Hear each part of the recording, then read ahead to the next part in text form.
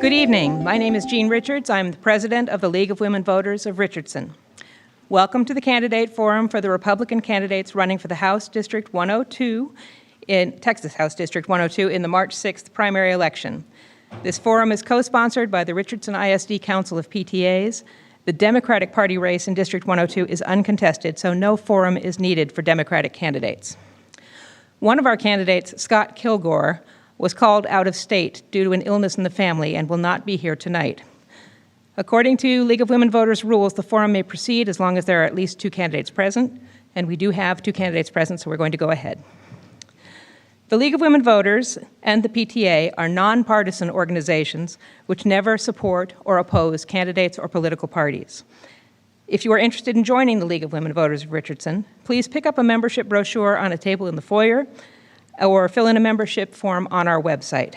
Membership is open to both women and men. Early voting dates and times for Dallas County are located in your program.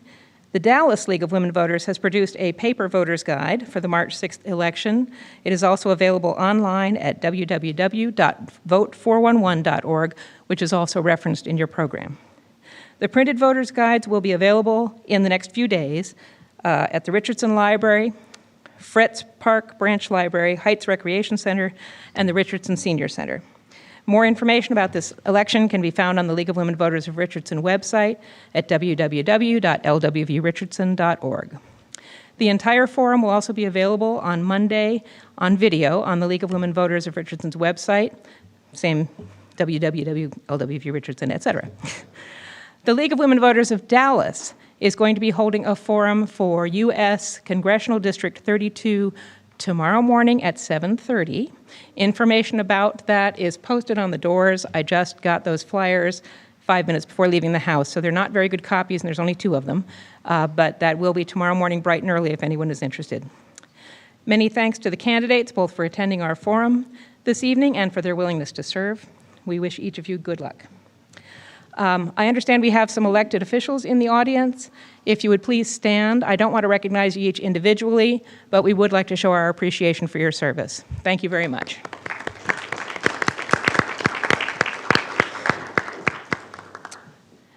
I'd like to introduce our moderator now. The moderator for tonight's forum is Chris Oliver, formerly of the RISD Board of Trustees. I always want to say Council of PTAs. They are our co-sponsors. Chris's biography is printed in tonight's program along with those of the candidates. Would you help me welcome, please, Chris Oliver.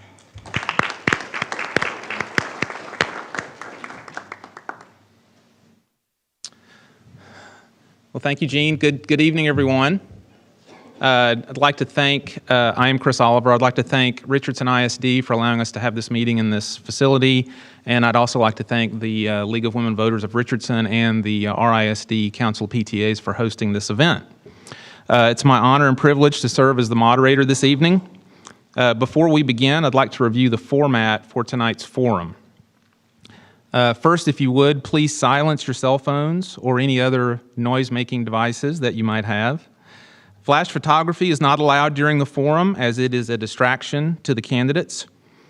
I wanted to let you know that the candidates have agreed to some basic ground rules, and I, as the moderator, have agreed to ensure that the candidates, number 1, discuss their own positions on issues and should not dwell on their opponent's position or record. Number 2, show respect to each other at all times. 3, do not interrupt one another nor talk over one another. 4, refrain from personal attacks or charges. And then finally, actually answer the question that was asked. In lieu of an opening statement, the candidates have submitted a short biography that is printed in tonight's program. The candidates will rotate answering first. They will each have 1.5 minutes to answer the questions and then 2 minutes for a closing statement at the end. All questions must be on the cards provided. Please put only 1 question on a card. You see Ellen Stager over here. She's got cards available. 1 question per card, and please write legibly. Address your questions to all candidates. The tellers have these cards and will bring you one if you raise your hand. Questions submitted by email prior to tonight have been transcribed to the cards being used tonight. All questions will be given the same consideration, whether the question was submitted earlier by email or submitted tonight. When you've written a question on a card, please raise your hand, and a teller will pick it up and deliver your card to the screeners table. The question screeners are seated at the table to my left. They are volunteers from the League of Women Voters of Richardson and the Richardson ISD Council of PTAs. Questions will be screened according to the League of Women Voters of Texas Guide to Candidates Forums.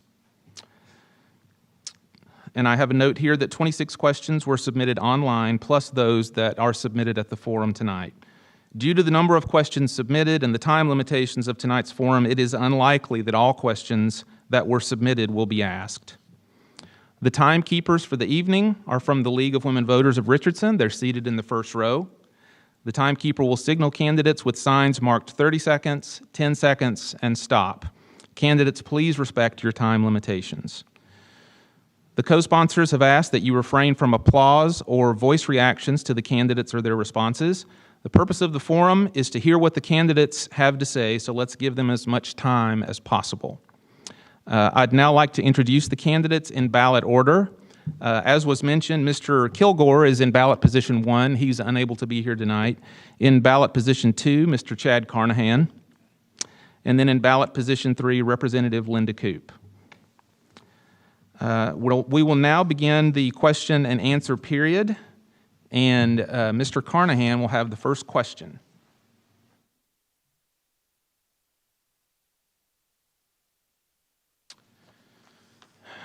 Mr. Carnahan, this is the first question. If you are elected to the Texas House of Representatives, what are your top items that you want to accomplish while you are in office? Well, the first thing that I'd like to deal with is property tax reform. We came very close to cutting your property taxes in the last session before it was stopped in the House by the last speaker. And it's overdue. Your property taxes are the 6th highest in the country at this point. And so we need to first reduce the trigger and do some of the, I guess you could say, easy things as far as property tax. Once that's done, we'll move on to some of the more complex issues, which will involve dealing with things like education funding. And I guess as far as a long-term major objective, education is what I view as really critical. And something I'd like to see addressed in terms of how it's funded, because right now we've got a very archaic and complex system that's very wasteful.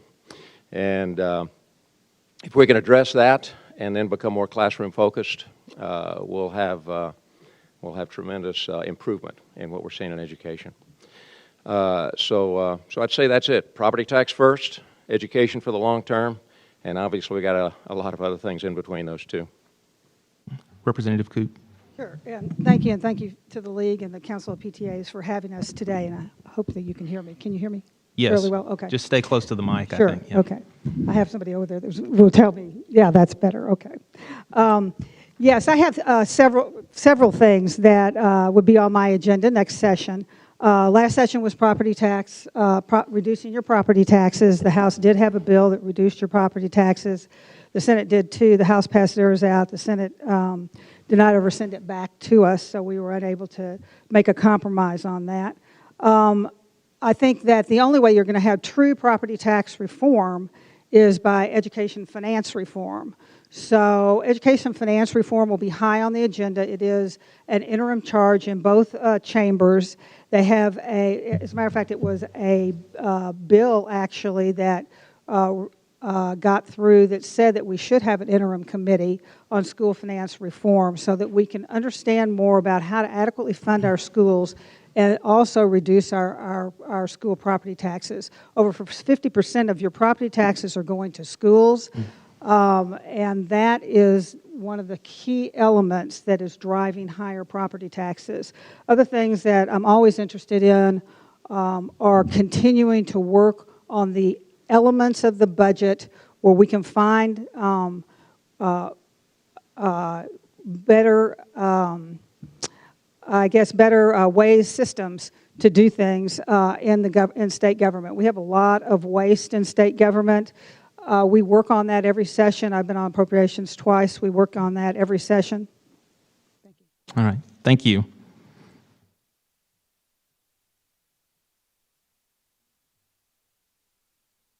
All right. For the second question, Ms. Koop, you'll answer this one first. And that question is, there is growing concern over the influence of money on political decisions. Who are your top contributors, and how will you balance your decisions versus your contributors' influence? Sure. And I think this is important for everybody. First of all, I'll tell you my top contributors, but I also want to tell you the only people I really listen to are the people, the constituents of my district. And I did that on the Dallas City Council, and I'm doing that now today. And every day when I go to the House floor, I have a list of people who have contacted me about a particular bill. I call people, my staff gives me a list every week. I call people every day to see what they think about bills. If you've gotten a call from me, that is the reason why. You have either emailed me or called my office. It is really important to me, for me to represent the constituents of House District 102. I have lots of donors, I guess. Some of the larger ones, Texas for Lawsuit Reform. The reason that we have fewer amounts of lawsuits is because of this group trying to get the trial attorneys and the regulation such that trial attorneys can't just get any amount of money out of suing a business or suing a person. That is one of the groups that supports me heavily, the Texas Association of Realtors. If you're a realtor in the office, in the audience, they support me very heavily as well. Thank you. Okay. Mr. Carnahan? Yeah, if you guys want to dig into the public records, you'll find that we're running a bare bones campaign, and the primary contributor is me. I made the decision early on that, and I've gotten some help from friends and family, which I'm grateful for. But I made the decision early on I wanted to run a citizens campaign. I really wasn't interested in funding from the special interest lobbyist crowd.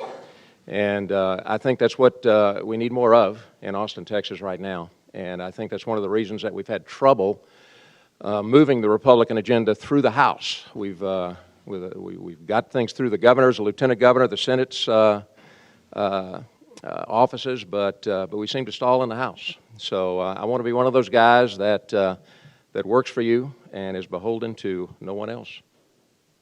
All right. Thank you. For this next question, Mr. Carnahan, you'll answer first. Okay.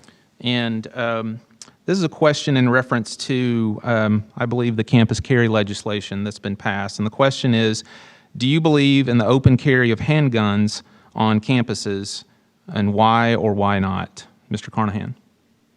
Well, I believe that anyone who is licensed and authorized to carry a firearm should be able to do so. And obviously there are some restrictions that will go with that, but for the most part, I think you can go wherever you go.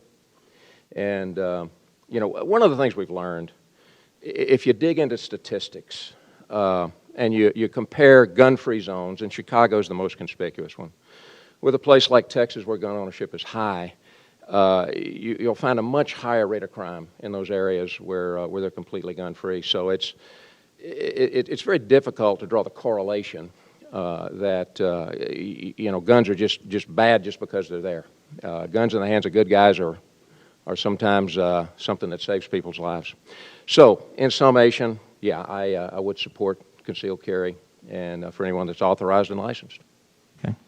Ms. Coop? We already voted on that in the House, and we already have that on campuses. As long as you are 21 years old, you are licensed to carry, you've been through the background checks and the mental health background checks and the felony background checks, and you've been through a class and all of that kind of thing, then you're licensed to carry in the state of Texas.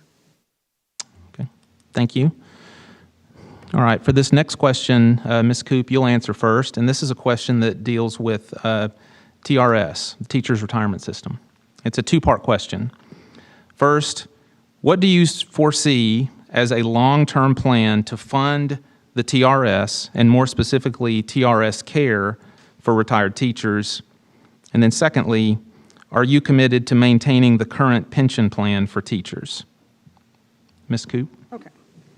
So let's talk about, there are two elements to teachers, retired teachers. One is their pension plan or their annuities. The other one is TRS care. Teachers don't contribute to Social Security, and they're not allowed to contribute to Social Security. And even if they do and have a job during the summer, they are not eligible to get that Social Security money back when they turn 65. They are only eligible to get their annuity from TRS, the Teacher Retirement System, and TRS Care. The TRS annuity system is fairly healthy right now. We have shored that up in the last several sessions. So right now, it is fairly healthy. And it meets all the requirements of a pension fund and the health of a pension fund. The TRS Care, on the other hand, is a very, very difficult situation because remember, the teachers were not allowed to contribute to Social Security, nor were they allowed to contribute to Medicare, okay? So what they have is TRS Care. It is insolvent. There has been some thought about putting a sum of money into a fund, into a trust fund to help balance that out. But right now we're spending over $1 billion every session to shore up TRS Care, and it's a real issue that we're going to have to tackle in the next session. And we tried to tackle it, had some results. We didn't get some of the stuff we wanted through the Senate. Okay. Mr. Carnahan? Yeah, the pension fund is a difficult situation. It's a commitment we've made. It's a commitment we're going to work to keep. One of the things that you'll hear me refer to multiple times tonight, I'm sure, is zero-based budgeting. If we can go to a system of zero-based budgeting where we basically take the budget to zero each year so that we can set priorities based upon what needs to be accomplished in that calendar year, then we're able to set priorities accordingly. We're much more flexible. We're able to move with what's most important. That's particularly important in areas like education where we've got so much wasteful expense and such significant obligations. And I think it could be very helpful in dealing with the retirement and the health care situation for teachers. So that's it. There are a lot of good folks out there that are in a tough spot because of this, and it's something we're going to have to deal with. I just wanted to follow up on that one and the second part of that and just make sure that we were being responsive to the questions. And so I'll just kind of ask a follow-up to each of you in the same order. The second one was whether or not you're committed to maintaining the pension plan for teachers. If you could just kind of briefly express your... Yes, for right now, for those teachers that are contributing to it, yes, I am. So that is a promise that we've made them. They have been in the plan for many, many years, and at the end, when we make those promises, we should go ahead and value and honor those promises. Okay. Mr. Carnahan? For folks that are active in the plan, yes. Yes. Okay. Thank you.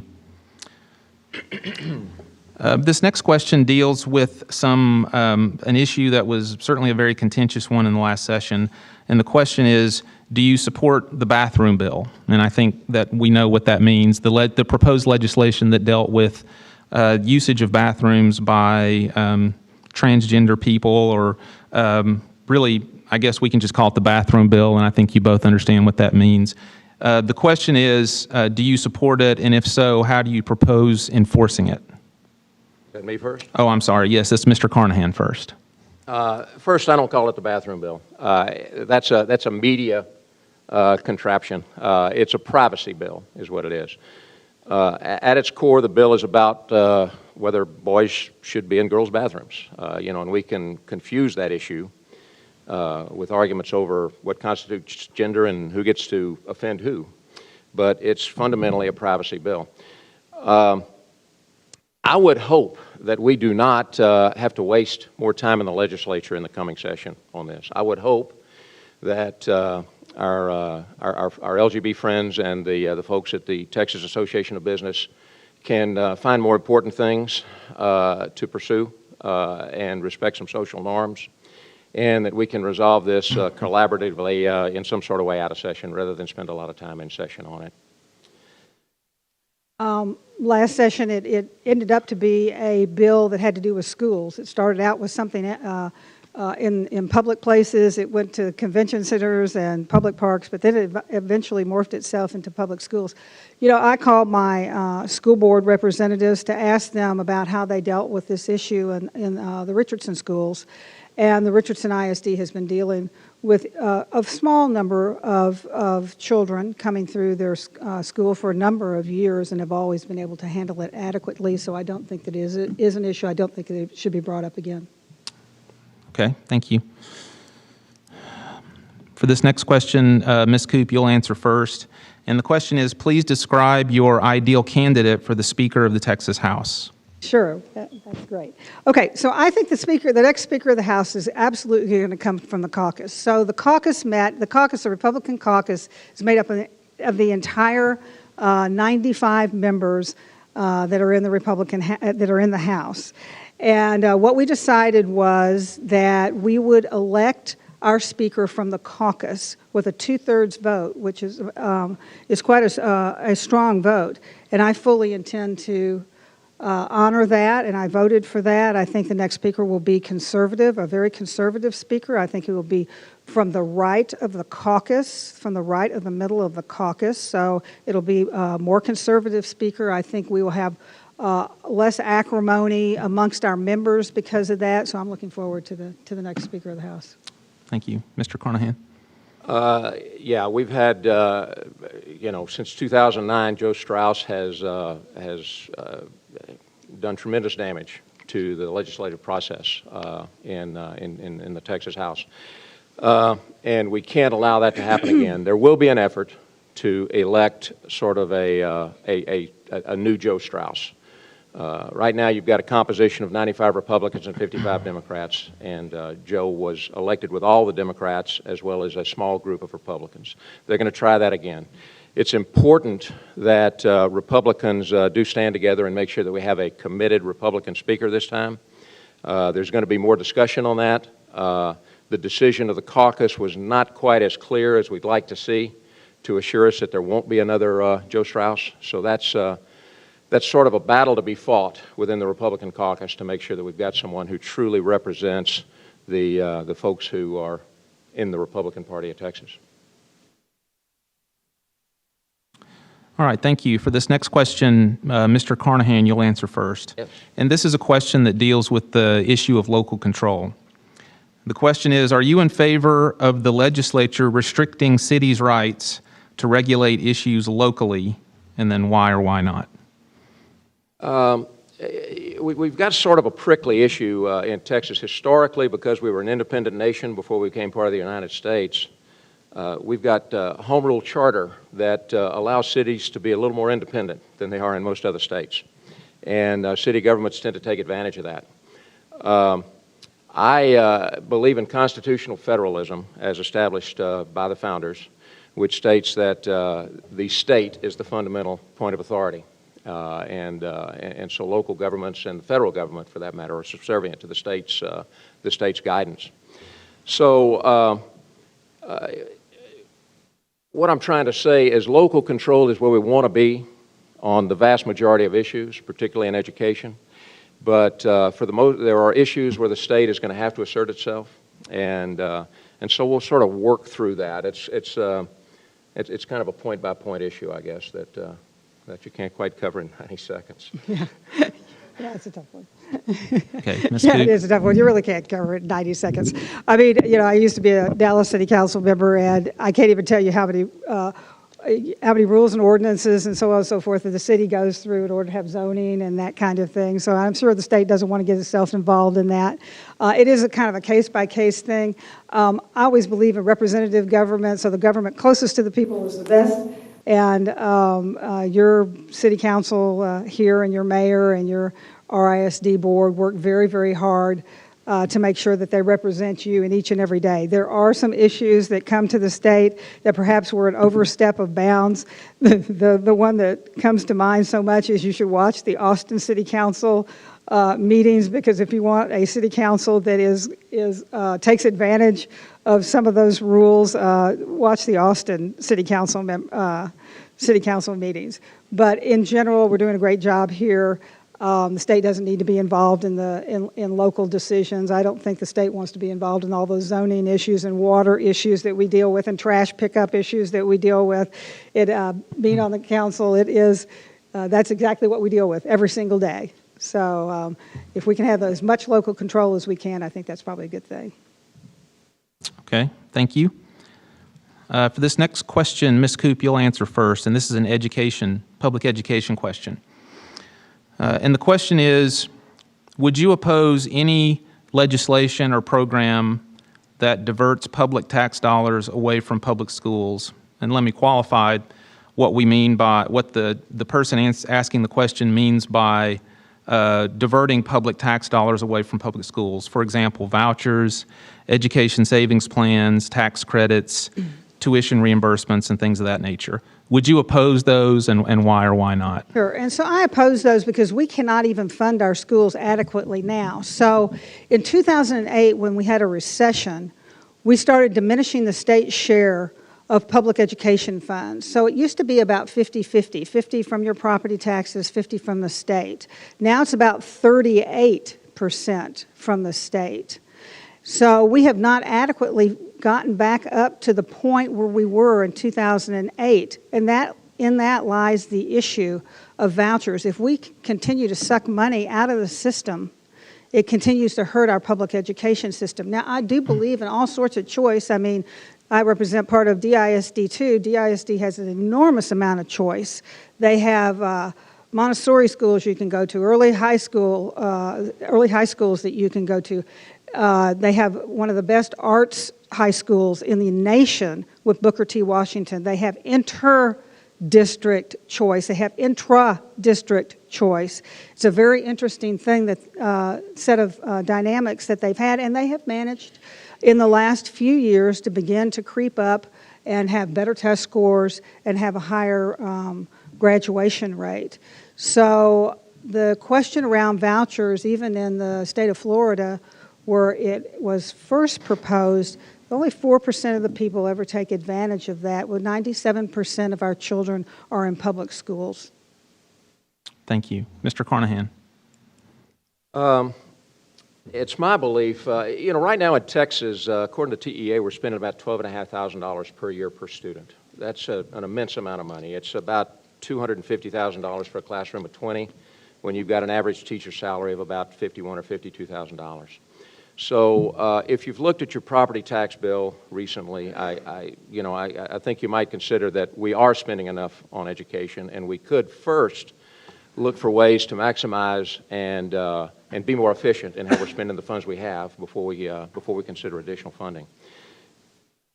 Having said that, and where we go next, it's a complex issue, folks. When you approach the subject of choice, you get into, it means different things to different people. And fundamentally to me, it means empowering a family as to how that $12,500 a year are spent versus a school administrator.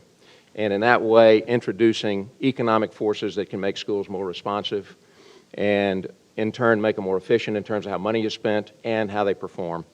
And I'm about to be shut down, so I don't know how much longer I can comment on this, but maybe we can come back to it later. Go ahead. Yeah, that was the end of that question. Hold the mic? Okay, I'm Yeah. sorry. We just want to make sure everybody can hear you. Sorry. You guys are welcome to hold the mics if that would be more comfortable for Better. you. We've got a question here that I think I'm gonna split it into two questions so that we can really do it justice. For this question, Mr. Carnahan, you'll answer first. First part, please describe your position on the question of voter ID, and do you believe that the Texas legislature has used that as a means of voter suppression? No. Identification is used when you cash your check. It's used when you get on an airplane. It's used 100 times a day in 100 different ways. There's absolutely no reason that identification shouldn't be part of the voting process. That's the position not only in Texas, but in a lot of states. I don't know exactly how many, but voter ID is the movement, the direction that everything's going in as far as voter identification. Is it discriminatory in any way? How could it be when it's required for so many activities that we do in the course of a day? Thank you. Ms. Coop. Sure. I've already voted on that, and we voted for voter ID, strong voter ID. There were several ID things that you could actually use. The courts shot down a little bit of it, and then we came back and we expanded the types of IDs you could use. I absolutely think you should have voter ID. I think everybody should have an ID that walks into the voting booth. It secures the voting booth. It secures your vote. I don't see that there should be a problem or a discrimination problem there. Okay. Question in the same category, if you will, dealing with voter suppression. There's a lot of discussion right now about the controversy of gerrymandering. And so do you believe that gerrymandering has occurred in Texas? Do you think anything should be done to redraw legislative districts? Do you think that this is something that's been done, again, as a means of voter suppression? And I'll ask Ms. Coop to answer that question first. I would tell you that the probably everybody will say the same thing, whether you're on a local level or whether you're on the state level, that probably the worst time that you can have as a legislator is trying to craft districts. There are winners and losers there. There's no question about that. I have never been through the state process, so I can't, I do not know that much about it, but I have been through the city process, and I thought we did get to a pretty fair system of doing it. We appointed every single council member had a member on a committee. They went through a number of different scenarios to get good districts, and we were under pre-clearance at the time and had to send it to Washington, D.C. for that pre-clearance. We have since gotten out of that pre-clearance, but it's a very difficult thing to do, and it's just one of those things that is necessary, and you're always going to have people that say that their rights are not upheld. I mean, that's just the way that it is. And I think that we try to do it fairly in Texas, and we'll begin that in the year 2020. Thank you. Mr. Carney. The census is out. Okay, is when thank that you. comes about. Every 10 years, just so people will know. Mr. Carnahan. Okay. The current system we have for redistricting has been in place since the founding of our country. So we've got about 250 years of history with it. It's certainly not perfect. Yes, there's gerrymandering. But alternative ways, whether it's done by committees or judges, have proven to be even worse in terms of trying to deal with the issue. So it's something that we do. It's a tough job, and legislators do the best way they can. Sometimes it's abused, but hey, it's worked for 250 years, folks, and I think it can work a while longer. All right, thank you. For this next question, Mr. Carnahan, you'll answer first. Do you support requiring state agencies and their contractors to use E-Verify to screen workers, and do you support the same for private businesses? Yes, I would support E-Verify. I think we're at a point now where it's been a tough ride over the last decade or two for middle-income Americans, and we need to do everything we can to make sure that the job opportunities flow to them first, and that we're taking care of our own. And E-Verify is just a simple way of saying that we're a country and a nation of laws, and we will enforce those laws. And that's it. Thank you. Yes, I believe in E-Verify, especially for the government. Our problem now, like in the construction industry, is that we don't have enough workers, and even to do the amount of work that we have right now, with or without E-Verify, it becomes more difficult with businesses, I guess. In general, though, I do support businesses E-Verifying too. Along with that, though, you have to have a discussion about worker programs and people who are here on temporary visas and here to work on work programs. If we can get that into place, then the E-Verify would be something that a useful tool to us. But right now, we really don't have those things in place. It really goes to immigration reform, and that's part of what the discussion has been in Washington, D.C. Thank you. All right, for this next question, Ms. Coop, you'll answer first. And the question is, what are your beliefs regarding a woman's right to make her own health care decisions? And so I think we could probably say that more plainly. Do you consider yourself pro-life or pro-choice? And then as a follow-up to that, what impact would you believe that would have on your service as a representative? In other words, how would you look as a representative to try to support that? Sure. Point So of view? our party is the party of pro-life. We have had, I think I have voted for every pro-life bill that we've had on the floor, and I think you'll find most Republicans feel that way as well. Yes, I don't like to admit how old I am, folks, but I'm a grandfather now, just in the last year and a half, and when you revisit those things, you think again about things like birth and babies and mothers, and it just reaffirms your belief. I'm pro-life, and I believe that all life is sacred. Okay. And if I could just ask the follow-up part of that question again, and I'll ask Ms. Coop, you to answer first, and then Mr. Carnahan. You've both said that you're pro-life. How would you envision that belief would influence your work as a representative? I think, well, but you would be voting for pro-life legislation, obviously, that comes through the legislature. We've had quite a bit in the last couple of sessions I've been there. One thing I did want to point out, though, we have a program called Healthy Texas Woman. And we have defunded Planned Parenthood, and this is an alternative to that. This is an alternative whereby the state puts in money, and a woman, if they have any health care needs, pap smears, mammograms, child care, when they're pregnancy needs, then they can go to this. They can go to a number of doctors here in the area. As a matter of fact, my staff and I did some research on it, and there are a lot of different doctors that you can go to, and it's funded by the state. And so I just want to point that out. They have not done a good job of letting the public know that, but that service is there for you. If you have a loved one or a daughter that would like those services, those health services, please let me know, and we can point them in the right direction for this program that the state supports. Thank you. So, Mr. Carnahan, again, the question is, how would your pro-life beliefs influence your service as a representative? How would that influence your priorities or the actions that you would take as a representative? I'm a Christian. I don't quite see it as influencing anything else I do. Okay. I mean, we're going to try to serve the folks of District 102 the best way we can, and I don't see the impact anywhere else. Okay, thank you. I just wanted to make sure we were responsive to that part of the question. Okay. So for this next question, Mr. Carnahan, you'll answer first.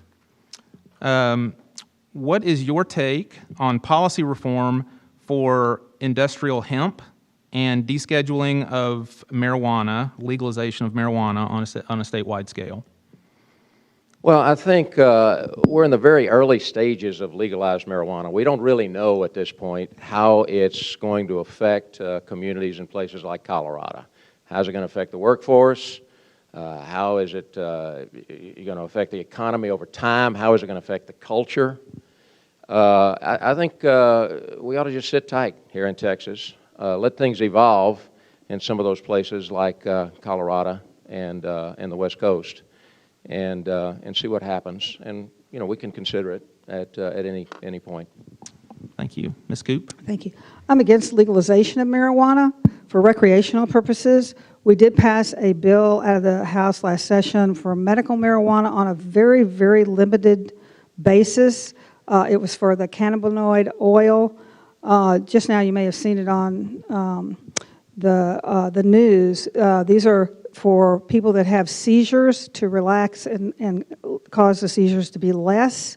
The author of the bill, who is a Republican and who is a nurse, by the way, that got to the governor's desk and was signed, the author of the bill and I have had a conversation about, what would be a next step on that. And the next step would be looking at the medical research and getting a bill through the House that actually looks at the medical research on this. And that has not occurred primarily before this because the FDA has had rules against it. And so we're trying to find out where in the world, and I do mean the world, is the best research available to us.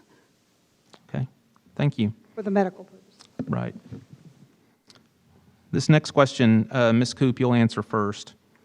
And this is a question that deals with, there's been a lot of discussion about the notion of a revenue cap placed on local entities for tax purposes.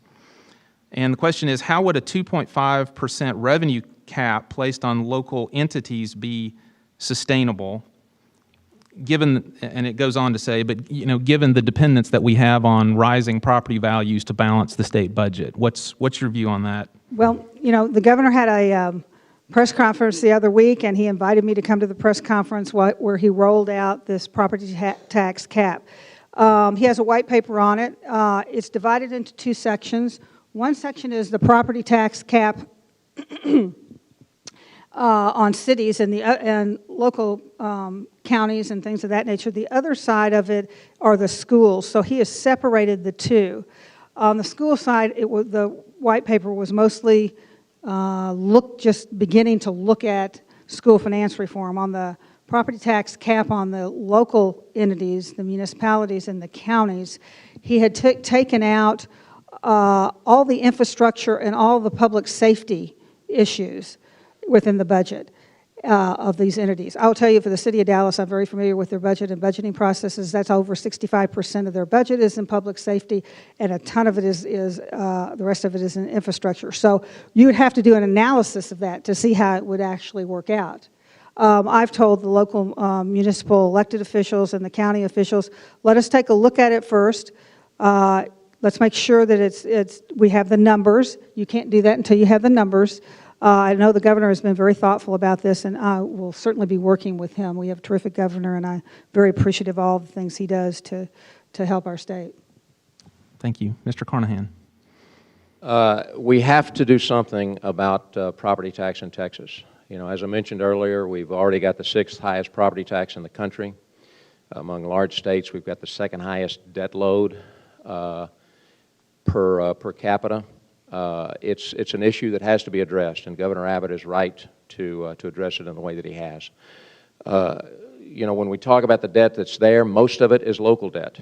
Local government right now is spending beyond its means. We don't notice it as much because we're growing. People are moving here, and the economy is healthy. But we're not on a good road in terms of where we're going with rising taxes and increased debt. So I do support the governor's position to come forward with a cap. Obviously, once you do that, there's going to be some discussion. There's going to be some evaluation of the best way to do it and how we proceed. But it's where we need to go.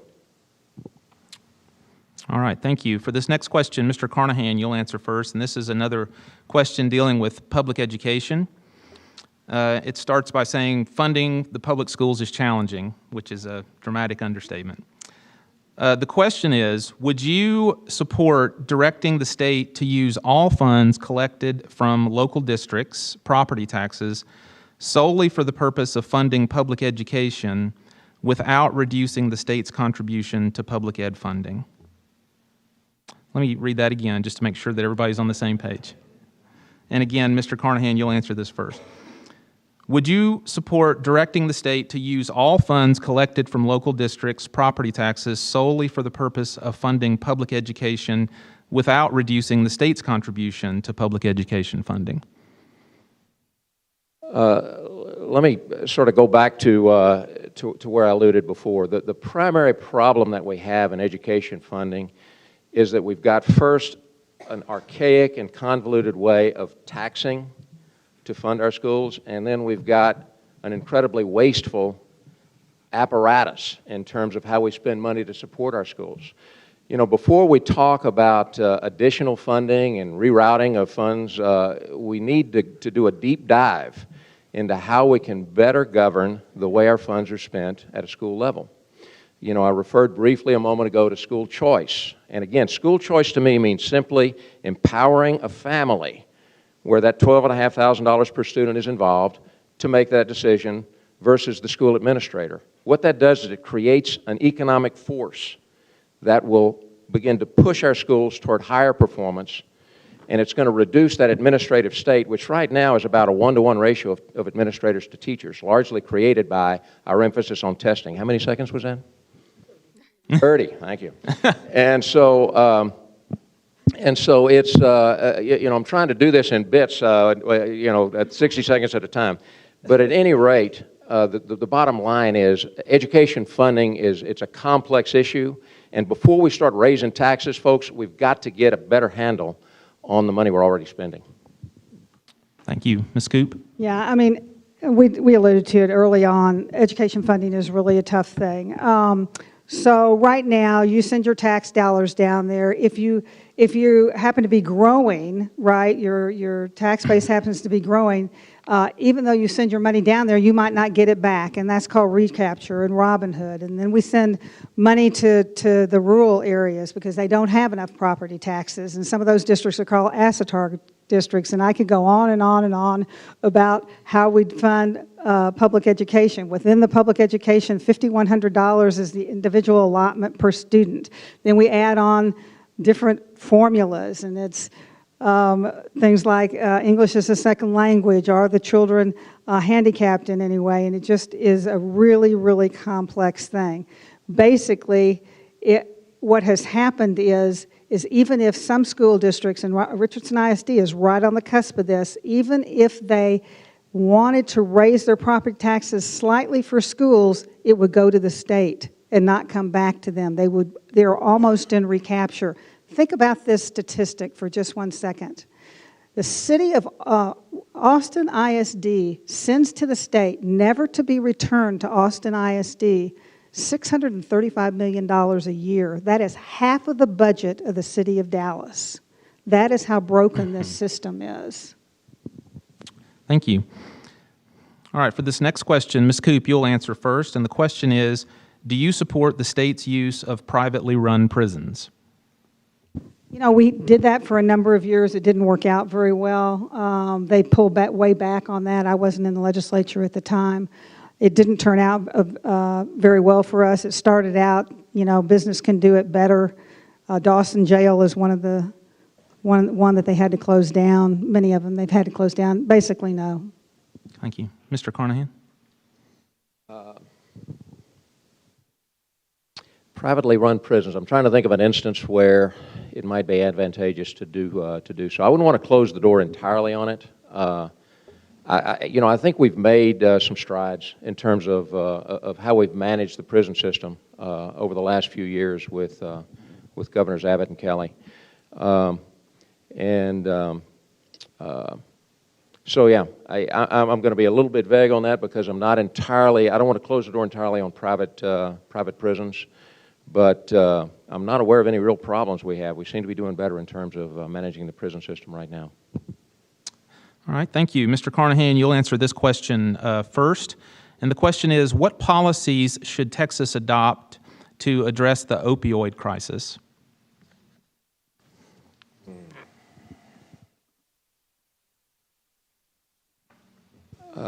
Wow. I don't think anybody quite knows how to tackle this thing right now. It's a scourge.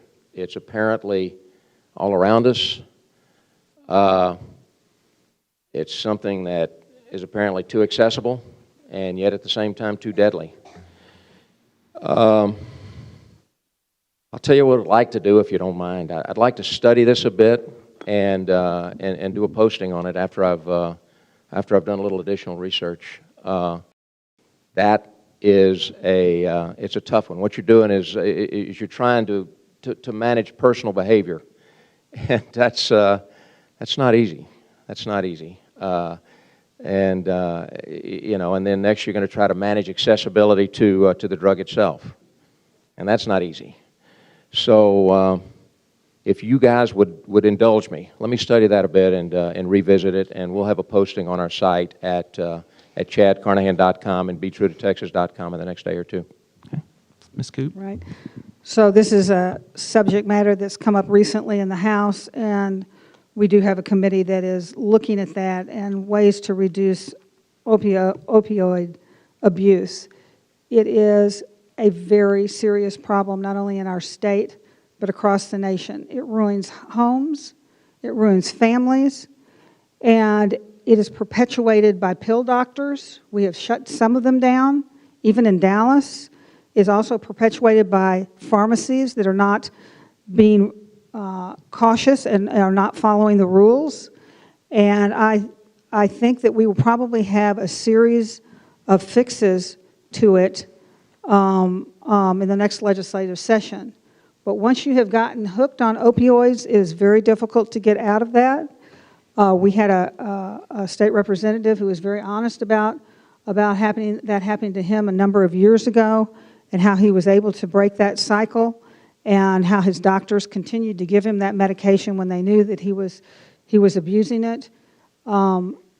It is really a very serious issue, and I am looking forward to the House doing a great deal of research over the interim. By the way, in the interim, we're only there 5 months every 2 years. In the interim, this is when we do our when we do our studies on special items, special interest items, and do research across the country and look at best practices.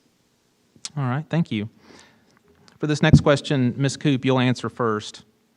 This is a question that deals with payday lenders.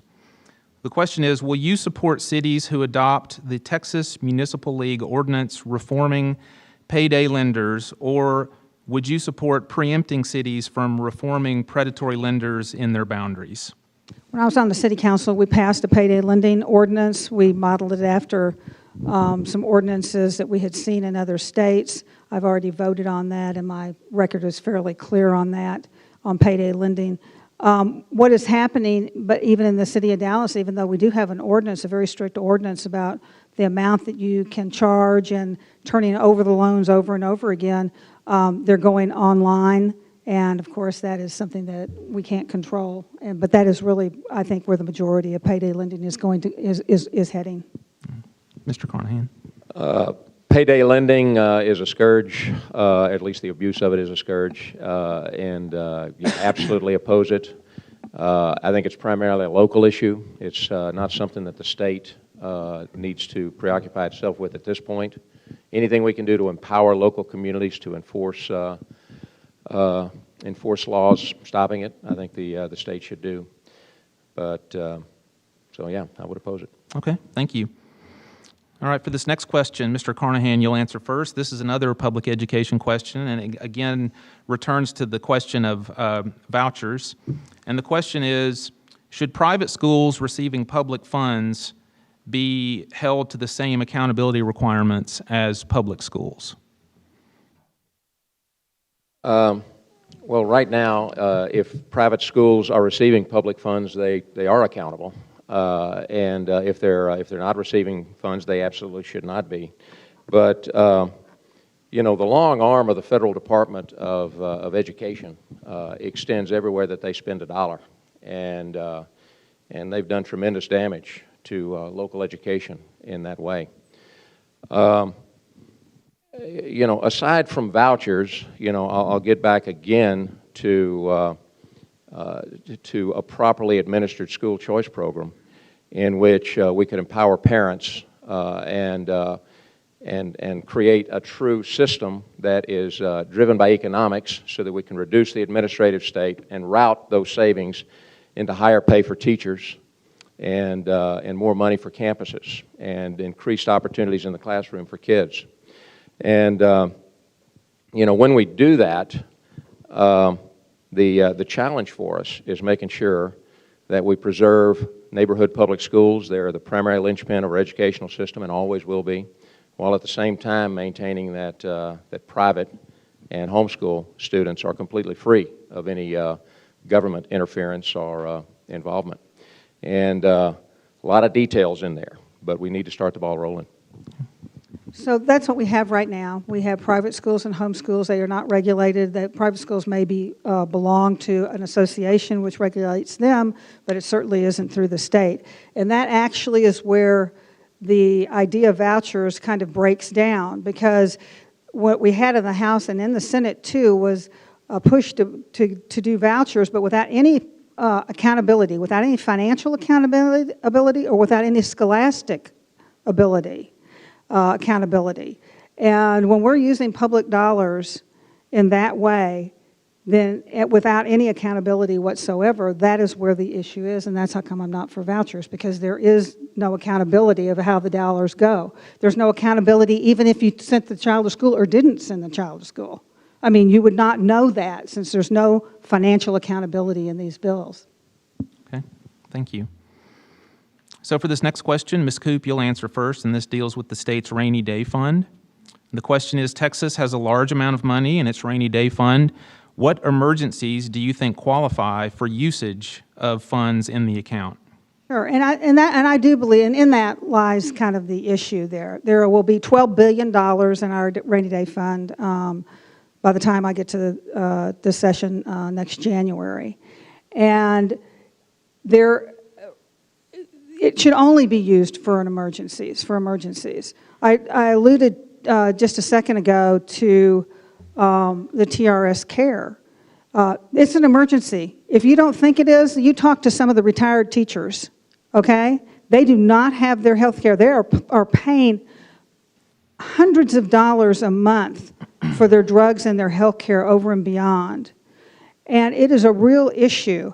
If we can resolve that issue by using a trust fund and putting some money from the rainy day fund in there and then solving that issue and don't have to put in an additional $1 billion every 2 years, then that would be a more economical way to go about looking at teachers and their health care needs.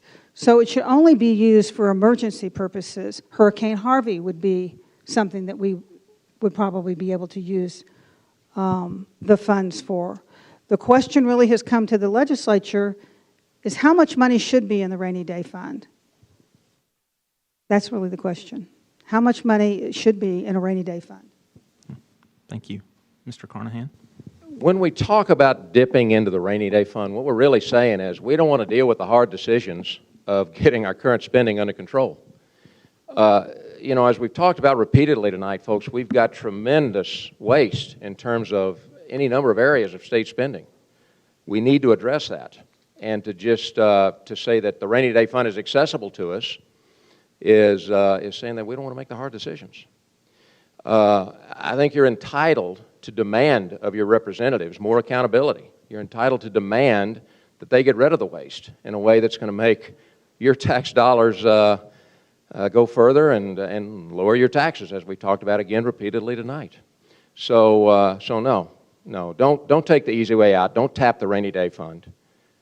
Deal with the current situation we have now. Deal with the fact that we need to be more responsible with the money that you've given us. Okay, thank you. Mr. Carnahan, you will answer this question first, and this deals with the question of a state income tax. Do you support the notion of a state income tax to reduce the state's reliance on property taxes for public school funding? The short answer is no. You know, it's one of those things. It's what it means to be Texan. Is we don't pay an income tax. It defines us in some ways. It kind of just tells people how reliant we are and that we can manage. Now, having said that, yeah, it creates some challenges. It creates a lot of reliance on property tax, creates a lot of reliance on other taxing sources. But other states are doing it. It's a little tougher for us because we're growing at a faster pace, and growth requires investment in your communities and in their infrastructure. But we're Texans. We can do it. And so the short answer is no, I would oppose an income tax. Okay. Ms. Coop? Take it to the bank. I will never vote for a state income tax. All right. Thank you. For this next question, Ms. Coop, you will answer first.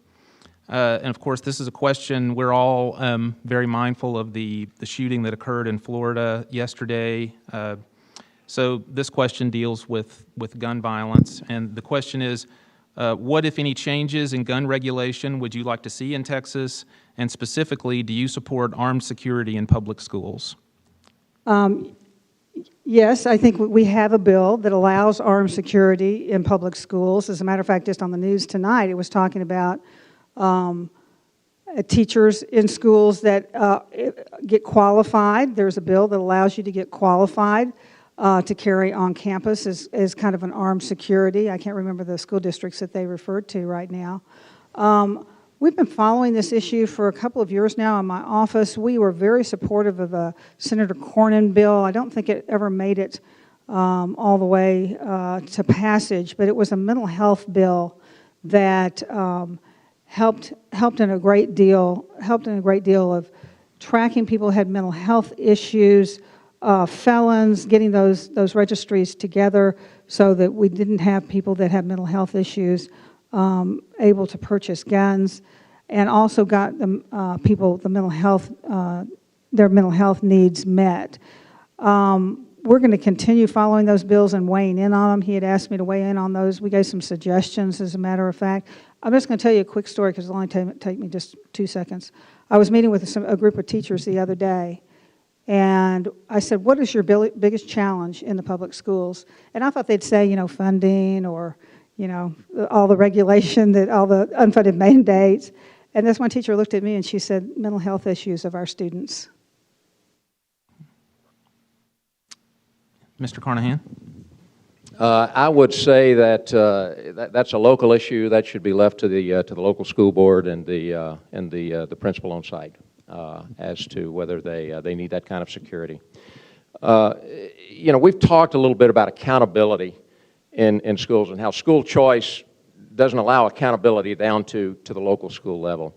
And what I want to assert is the key to making any sort of choice work is a powerful local school board that has the authority to answer to local families and their students and their needs, and that is not hindered by the Federal Department of Education.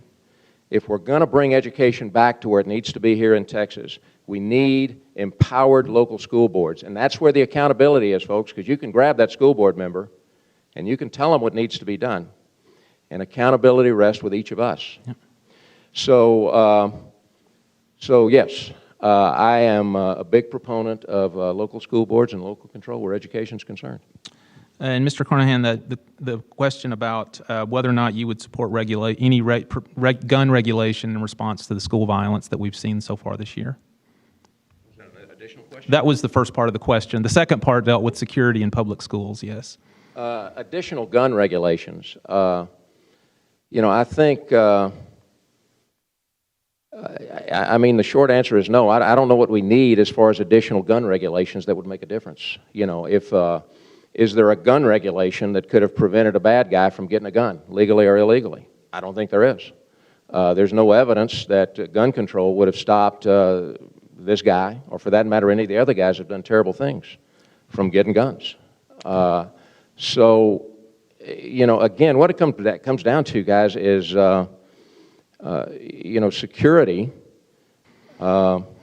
It rests with having good guns or good guys who have the ability to take care of us when a bad guy is there. And I don't think there's a regulation in the world that we could come up with that's going to protect that possibility. I'm sorry, okay. I didn't see you. Thank you. All right, this will be our final question for the night, and Mr. Carnahan, you will answer this first.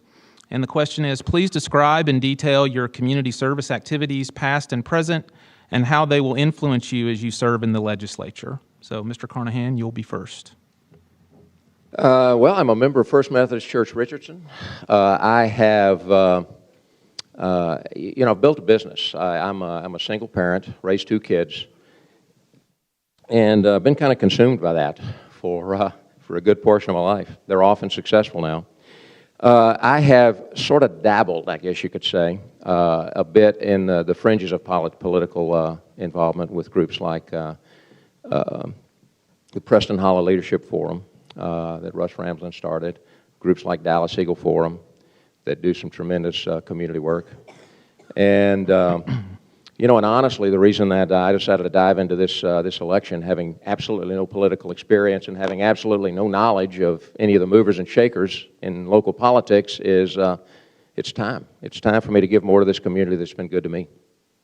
And that is what I'm trying to do now. All right. Ms. Coop. Sure. So just a little bit about myself. My great-grandparents came here in the 1800s. We are part of 6 or 7 generations of Dallasites and Texans, North Texans. My grandfather started a family-owned shoe business in downtown Dallas in the height of the Great Depression. that sent many of our generations of kids to school and to college. I was part owner of that business. I am a small businesswoman. I believe in small businesses. Those are where most of the jobs are created. I have been on the Dallas City Council. I was appointed as a freshman, probably one of the first times that it ever happened, to chair the Transportation and Water Committee. I have chaired the Regional Transportation Council. I've been the president of the COG. I started an endowment for children, which is called Send a Kid to Camp. We send thousands of children who cannot afford a summer camp during the summer to summer camp because I started this endowment. I'm proud of my achievements even when I was a little kid. If you know Brother Bill Harrod's mission in West Dallas, when I was a little kid, we always used to go there. We fitted children with shoes. My mother was started the Asthma Association in Dallas and in North Texas, and I was a part of that. And so we have a long list of civic involvements and charitable involvements that we're very proud of in our family. We give back a lot to the community. Thank you very much. All right, our time for questions has expired, so I want to thank the candidates for answering those questions. It's now time for our closing statements. Closing statements will be made in reverse ballot order. Each candidate will have 2 minutes for a closing statement, and so we will begin with ballot position 3, Ms. Coop. Thank you so much, and thank you to the League, and thank you to the Richardson ISD Council of PTAs. I'm very appreciative that you've allowed us to come and speak to you today. I've alluded to the fact just a second ago about my family's involvement in the community. I've lived here all my life. I am a servant leader. I think most of you know me in this room. I probably know about 80% of the people in this room. I sincerely believe that I have done a wonderful job for the constituents in this district. The most important person in this entire room is you, the voter. It's not the elected officials, not the candidates, not the League, not the PTA. It is you, the constituents. And that is how come I've been enormously successful, not only on the Dallas City Council, but here as representing you in House District 102. I believe in fiscally conservative budgets. I'm one of the few people in this room that has ever lowered property taxes. I lowered them on the Dallas City Council. I lowered them $4 billion when I was in the state legislature in the last 2 sessions. I ask for your vote. I will continue working for great schools. We have a great model here in Richardson ISD. I will continue working on low taxes. I will continue working on school property finance reform. That's the only way you will get lower property taxes, and to secure the border. And I have put the only one here in this room that has put $1.6 billion into securing the border and added 250 more officers down on the border. I ask for your vote. Thank you very much. And now we'll hear a closing statement from Mr. Carnahan. This is all new to me, folks. I've never been a politician, never thought about it much. I've been a businessman. I know what it's like to meet a budget, to make a payroll, to handle angry customers. I think that qualifies me to do anything that might come in the legislature. But more than that, I've lived in this community for over 25 years, and I understand my neighbors, I understand their fears, their hopes, their aspirations, their dreams, and anything I can do in the legislature to help in that regard, I want to do. Beyond that, I think there's an opportunity in the legislature right now. We've got a good governor, a good lieutenant governor, a good Senate, but we've been through a stretch where we've had a tough time because we've had a speaker who's blocked a lot of what we wanted to accomplish. And that's why I'm running. I want to get in there and finally get you those tax cuts, finally accomplish those spending caps, finally start the ball rolling on education reform so that we can reverse the decline we're seeing in our public schools.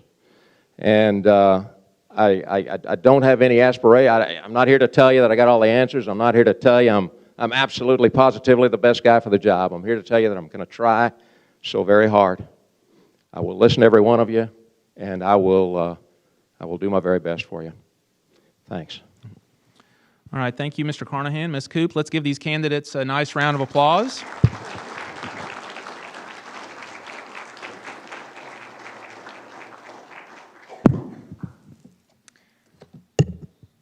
Thank you, Chris, for a great job monitoring the forum tonight.